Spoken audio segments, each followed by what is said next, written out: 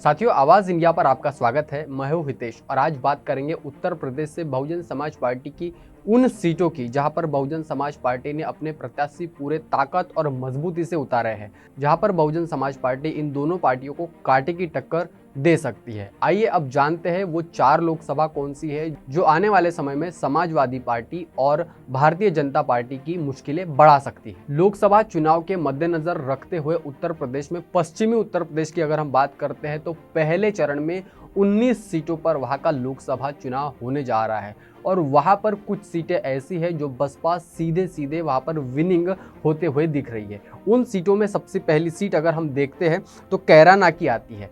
कैराना यह लोकसभा सीट मुस्लिम बहुल इलाका है और यहाँ से जो विनिंग कैंडिडेट होता है वो मुस्लिम मतों के आधार पर ही, मुस्लिम वोटों के आधार पर ही उसकी जीत यहाँ पर तय होती है। अब बात करते हैं सबसे पहले भारतीय जनता पार्टी की। तो भारतीय जनता पार्टी ने यहाँ से गुर्जर समाज के प्रदीप चौधरी को उतारा है। उसके बाद अगर हम समाजवादी पार्टी की बात करते हैं तो समाजवादी पार्टी ने यहाँ से इकरा हसन को टिकट दिया है जो कि मुस्लिम समुदाय से आते हैं। लेकिन अगर हम बात करते हैं बहुजन समाज पार्टी की तो मुस्लिम चेहरे पर दाव न खेलते हुए बहुजन समाज पार्टी ने यहाँ से ठाकुर समाज के चेहरे को आगे किया है और ठाकुर जाति के प्रत्याशी को उन्होंने टिकट दी है। अब देखना यह है कि यह ठाकुर प्रत्याशी समाजवादी पार्टी और भारतीय जनता पार्टी को किस तरीके से टक्कर दे पाते हैं। अगर हम बात करते हैं तो यहाँ पर श्रीपाल सिंह राणा को बहुजन समाज पार्टी की तरफ से यहाँ से प्रत्याशी बनाया गया है। अगर बात करते हैं यहाँ के जातीय समीकरण की तो भारतीय जनता पार्टी, समाजवादी पार्टी और बहुजन समाज पार्टी ने अलग अलग जाति के कैंडिडेट्स को यहाँ पर टिकट दी है। लेकिन बहुजन समाज पार्टी की खासकर अगर हम बात करते हैं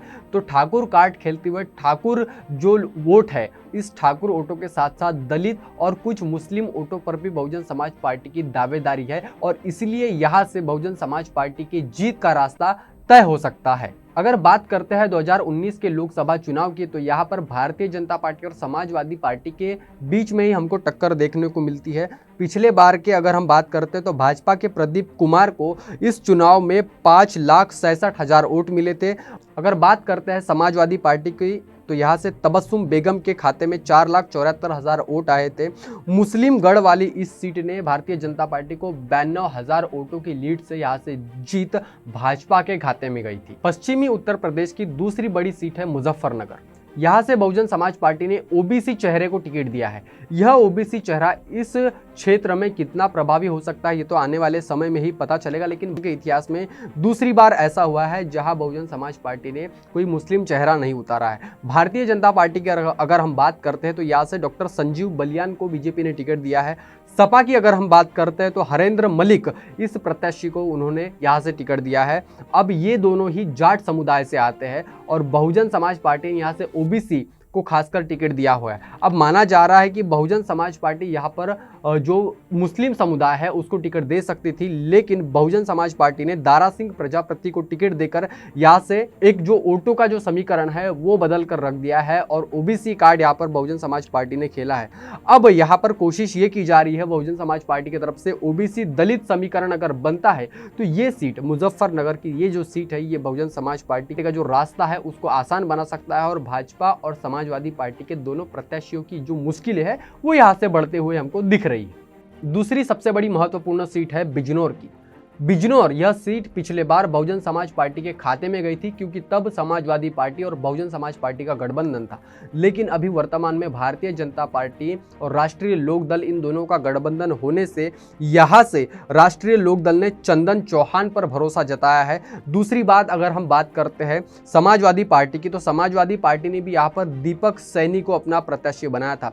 लेकिन वर्तमान में बहुजन समाज पार्टी ने यहाँ से विजेंद्र सिंह को अपना प्रत्याशी बनाया है जो कि जाट समुदाय में आता है। अब बहुजन समाज पार्टी ने ये जो जाट कार्ड खेला है ये समाजवादी पार्टी और भारतीय जनता पार्टी खासकर जिसके जो प्रत्याशी है उनको कितनी तरीके से यहाँ पर मुश्किलों का सामना करना पड़ता है ये तो आने वाले समय में ही बताना पड़ेगा। लेकिन बहुजन समाज पार्टी ने जिसको टिकट दिया है वो विजेंद्र सिंह इसके पहले लोकदल पार्टी के जो है राष्ट्रीय महासचिव थे।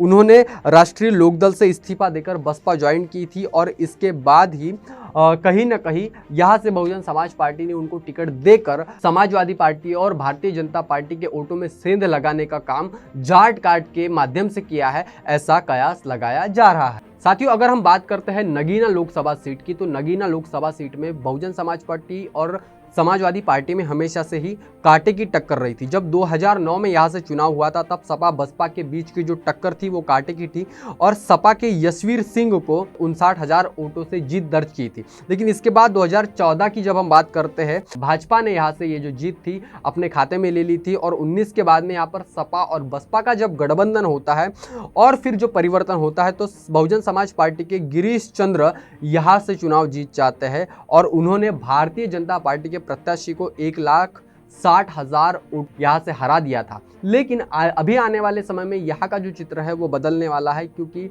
चंद्रशेखर आज़ाद जो है आज़ाद पार्टी की तरफ से यहाँ से खुद नगीना लोकसभा सीट से वो चुनाव लड़ने वाले हैं और लड़ रहे हैं।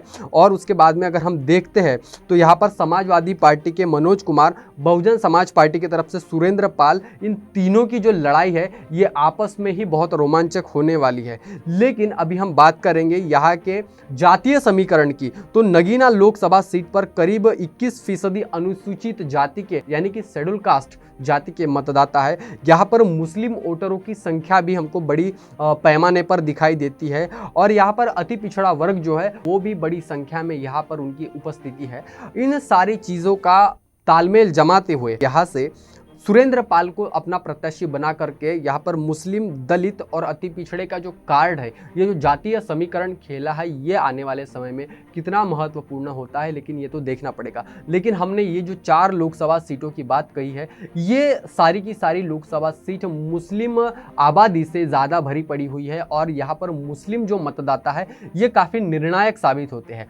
ऐसे में भारतीय जनता पार्टी, समाजवादी पार्टी तथा बहुजन समाज पार्टी, इन्होंने कितने मुस्लिम प्रत्याशी अपने अपने पार्टियों के तरफ से खड़े किए हैं, ये भी देखना बहुत निर्णायक हो सकता है। क्योंकि मुस्लिम बहुल आबादी में अगर आप मुस्लिम समुदाय के व्यक्ति को प्रतिनिधित्व नहीं देते हैं तो इसका कहीं ना कहीं आपके वोट बैंक पर सीधा असर हमको दिखाई दे सकता है। और ये 2024 का जो चुनाव होगा और उसके जो नतीजे आएंगे उसमें तो वो सारी चीज़ें जो है स्पष्ट हो जाएगी। लेकिन अभी बात करेंगे तो ये जो लोकसभा सीटें हैं ये बहुजन समाज पार्टी को आगे ले जाने के लिए 4 मैंने जो आपको जो सीटें बताई ये बहुजन समाज पार्टी को आगे लेके जा सकती है, ऐसा बहुत राजनीतिक विश्लेषकों का मानना है। आप क्या सोचते हैं, आपकी क्या राय है, अपनी प्रतिक्रिया जरूर दीजिए। बने रहिए आवाज़ इंडिया के साथ में, ऐसी खबरें हम आपके लिए लाते रहेंगे। हमारे चैनल को शेयर कीजिए, लाइक कीजिए और सब्सक्राइब भी कीजिए ताकि ऐसी खबरें आप तक हम पहुंचा सकें। बने रहिए आवाज़ इंडिया के साथ में, तब तक के लिए धन्यवाद।